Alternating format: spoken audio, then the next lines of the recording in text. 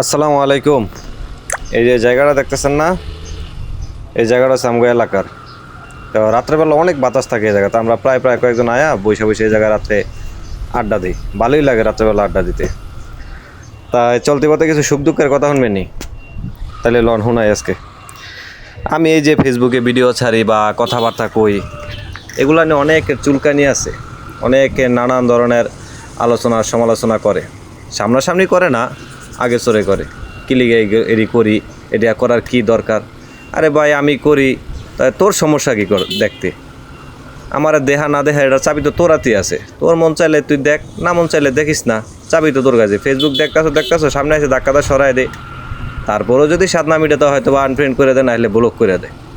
সমালোচনা করে কি দরকার? জীবনে প্রত্যেকটা জিনিসই ছোট থাকে, ছোট থেকে আস্তে আস্তে বড় হয়। আজকে হয়তো বা আমি ছোট, কোনো একদিন হয়তো বা বড় হইতেও পারি। এই কি রে ভাই, আমার এই জায়গা থেকে উৎসাহ দিব তো দূরের কথা, এই জায়গায় আমার পিছন থেকে টাইনা ধরে যাতে আমি সামনের দিকে আগাইতে না পারি।